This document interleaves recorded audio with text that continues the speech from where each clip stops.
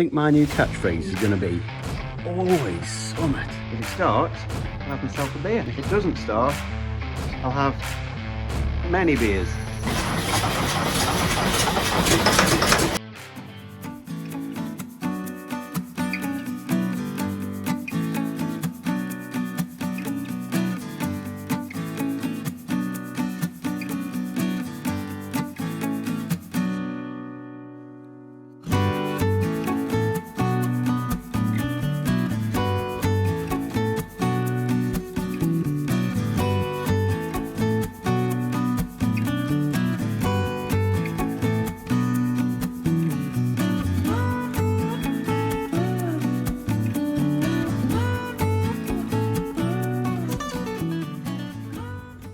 This is the bit where I struggle on my own. There's no one here today. And I've got to lift the heavy radiator on myself. All by myself. On myself. Not onto myself. By myself.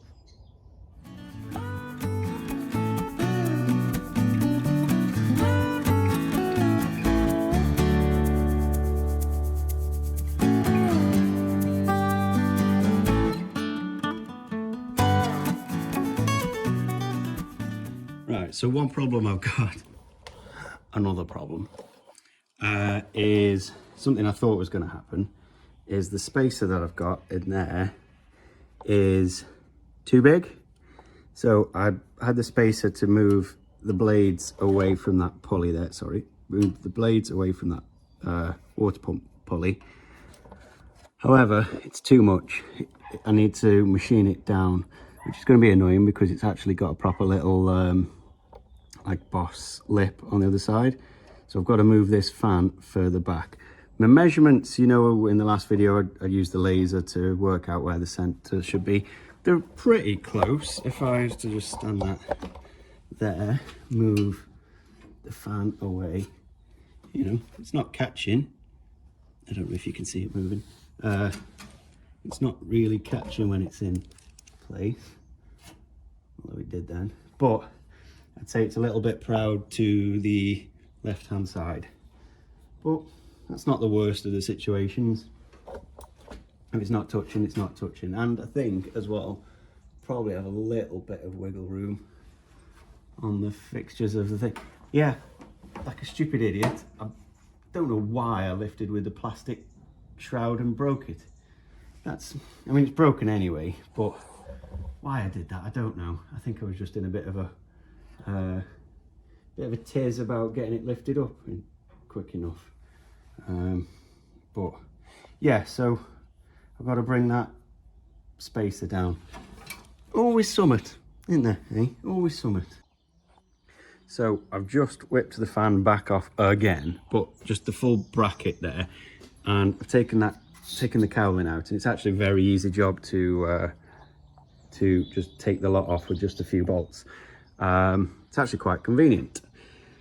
Yeah, so as I thought, I was kind of a few millimeters over that way. I have discovered I've got a little bit of wiggle room here because these brackets, I have a feeling one of these legs is ever so slightly bent. So as I had that aligned there, I found it was a few millimeters over. Well, I kind of figured that, if you can see in there, it's a bit offset. I can gain back a few millimeters there, so fix that one in. If I get the angle grinder and just cut out a notch out of there so that can be a variable, you know, so I can put the bolt back in. It clamps it down, but not necessarily in its original position. I think I'll gain back like a good, what, 6 millimeters? And that's probably just the kind of distance I needed to gain between the fan and the cowling. So that'll do. I'll just cut into there, bolt that down, and now I'm hoping the radiator doesn't actually come off again now. It stays on. So starting putting some of the support work back on, and in doing so I can actually fill it with coolant ready for its first spin. I could probably just try and spin it now and it'll be okay, but I don't know, I just want the little bits done first. I can always I can make the starting of the engine a job of its own without having to worry about coolant or anything. If I can just get all the little bits done, and then all I've got to do is worry about starting it, which I'm not so worried now. I think the pump's been done, everything's right. It's just a matter of all the ducts lining up, and I've just got the last couple of little bits of jobs. I'm not too bothered about the fan being on to start it. I just want coolant in the system, and all the oil pipes that are linked to certain things, like these pipes here, I've got to just put back on. It's a matter of just putting them back on there now, but I've got them all linked up down here. If I don't, when I spin the engine, the back end oil just naturally pumps out of there, so I can't spin the engine until I've sorted that. Just little things that I just want to get over the line, which will definitely be done today. But I'm not rushing to try and start it first, just because, yeah, I might even just take this back off. I'm not entirely sure what I left on the shaft. I think it's okay, but the fact that it's not got its gear on, I'm just going to take it off in case it does any damage. It's got to come off anyway when I get the gear in hand, so there we are.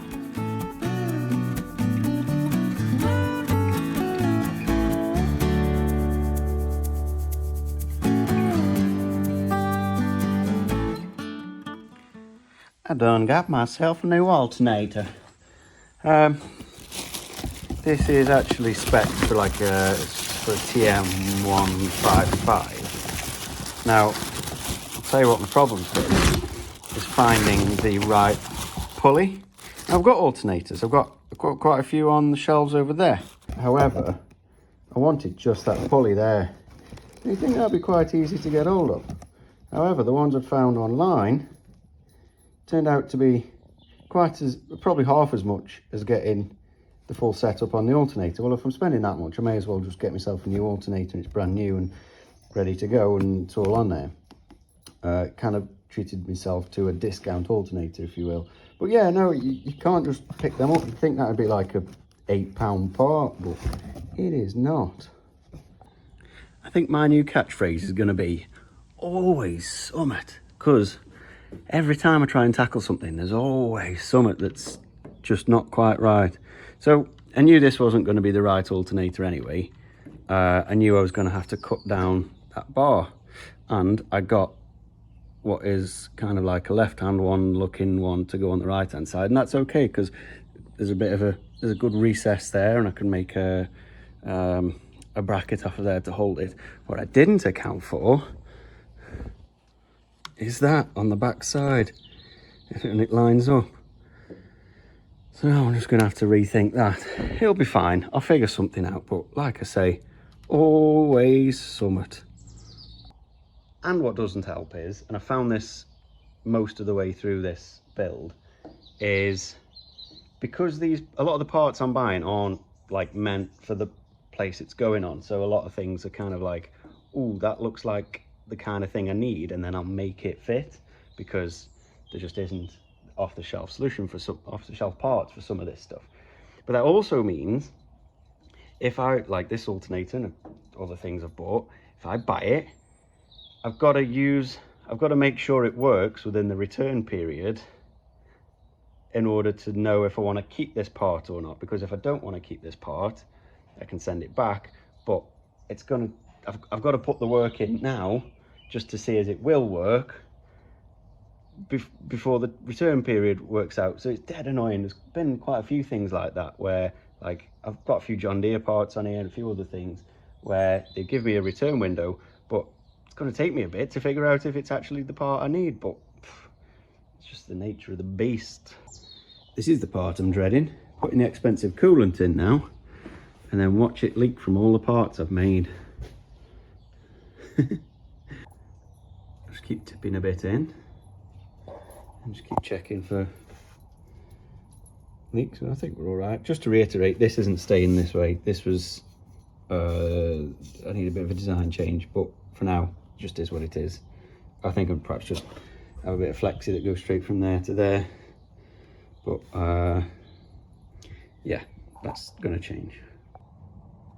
There is a slight leak, you can just about see some fluid there, but I don't think, it's really hard to see in, but I don't actually think it's the pipe work that's doing it. I have a feeling there must be a slight crack in the actual radiator itself rather than the pipe work. I did put an extra Jubilee, a new Jubilee clip on there, but no, it's not. It's dry around there, so I've got to take the radiator off again and just give that a bit of a patch. Maybe find some brazing rods somewhere. I think he's not going to make a very good cow dog. He's not even looking the right way.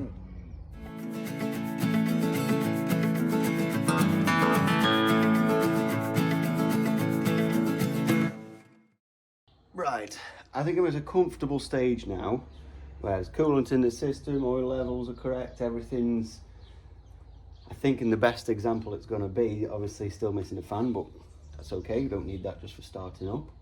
Why is there a bit of coolant on that? I think it's purely just from the splash. I don't think it's from anything. No. Yeah, so pretty much ready to give it a spin. I'm just going to go fetch my battery, sit it on there, put it on, give it a spin, so we get some smoke out of the exhaust, and hopefully it kicks in. What did happen was the farm ran out of diesel in the week, and my dad's been going around emptying the tanks of all the bits of diesel here and there to put in the main using tractor. So I lost my diesel, or what little bit I had to try and start it. So some neighbours, Brian and Harvey, have just been round and they just brought me a drum of it there, so I'll replace that. I'll give them a drum back for that, so thank you for that. And it's actually now ready to go. I've got my battery on, everything's in, coolant's in, and I said if it starts I'll have myself a beer. If it doesn't start, I'll have many beers. But I'm going to set the camera up there now, give it a spin. My dad will probably join me. See if it goes. What do we reckon? I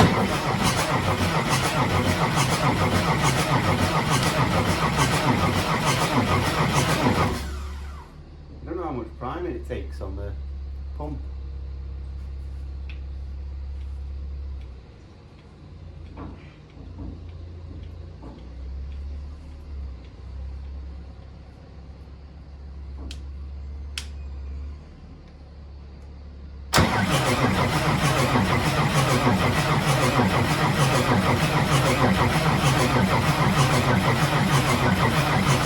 It's definitely a faster spinning motor, isn't it? Mm. Oh yeah, it's there. Oh, that's more than I've ever had. So, there's diesel to there. That new starter spins it like a dream. Watch your arm on the exhaust there as well. It does. You're optimistic. Well, yes.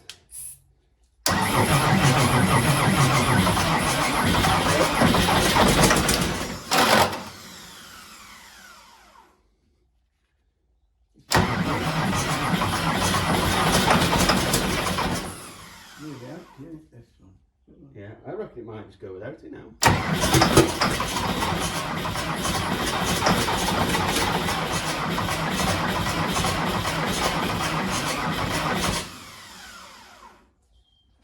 Well, we're a step closer, aren't we? Is there pressure? No pressure. No, not now.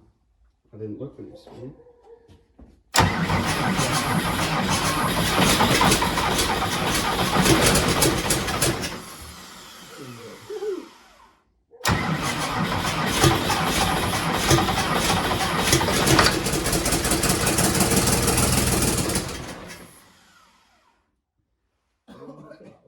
Hey? Are you on the throttle? I am, but trying to do all three at the same time is a bit.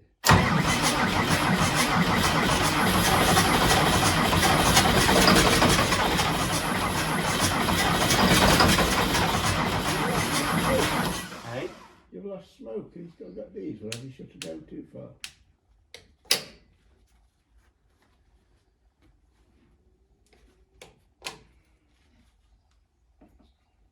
Should we go flat out? Halfway.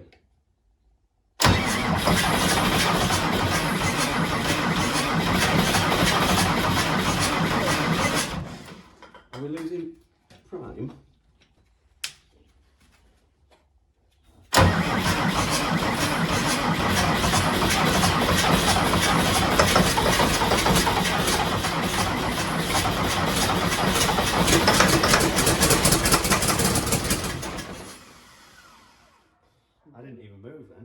smoke then? I think it's losing its. Is it a pump that's got to have pressure? Might need pressure to it. That's what it is. You keep pumping. It'll need a little electric pump on it, won't it? When you keep pumping, you might do it.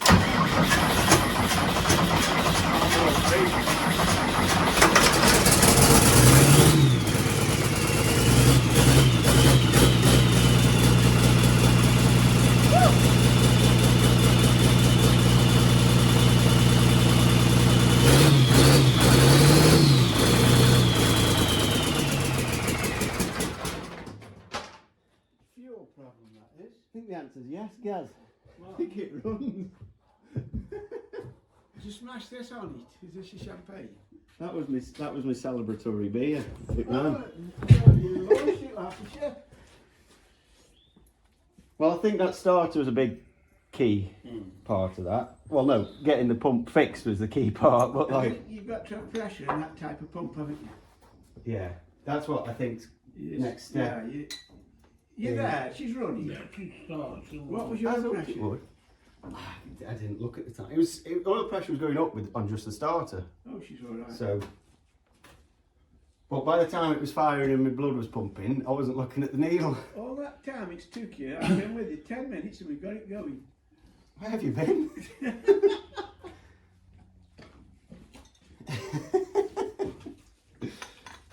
That's it. You get to have my beer. Well, there's your answer. It's fine. It's all up and running. Tickety boo. This starter's brilliant. I should have just gone straight for one of these in the first place. It spins it like bloody hell. I suppose it helps. New starter, brand new battery. Got oil pressure, everything seems to be working exactly as it's supposed to. Apart from one thing I've come to realise, I feel like this pump probably needs an electric feed to keep it fed. I was hoping gravity was enough, but gravity's not enough, and really it's not even siphoning like I thought it would. It's just airlocked in there. So little electric pump, which wouldn't go amiss anyway, because I'm losing the top tank that would be here. I'm just keeping the bottom fuel tank. So a little pump to pump it straight into the filter, and that should keep it supplied with fuel. But yeah, we got smoke, guys. We got some smoke up it. I don't know what else to be saying about it. It's done what it's supposed to do, and I'm happy. It's been a while, but it's only been a while because I only get like every other weekend to come up here and work on it, and even then it's sometimes stilted, whatever the word is, short-lived. So it's been a long, slow process on what should otherwise been a relatively quick job. But all that's left now is the whole fan assembly, which is down there. It is complete. It's done. It literally just bolts straight on. I just need the spacer shortening just a little bit. The blades are a bit too close to there. So gonna get on, pop it on someone's lathe and just take a little bit out the spacer. That's that done. The shroud can go back on, and perhaps just need a little bit of fiberglass to modify and fix that shroud because I broke it a little bit when I lifted this on last time. Gear for there, and yeah, it's just tidy up job then. Like bolt that on, tin work back on. Oh, exhaust and intake stuff. I think I already said that earlier in the video, but just running on adrenaline now.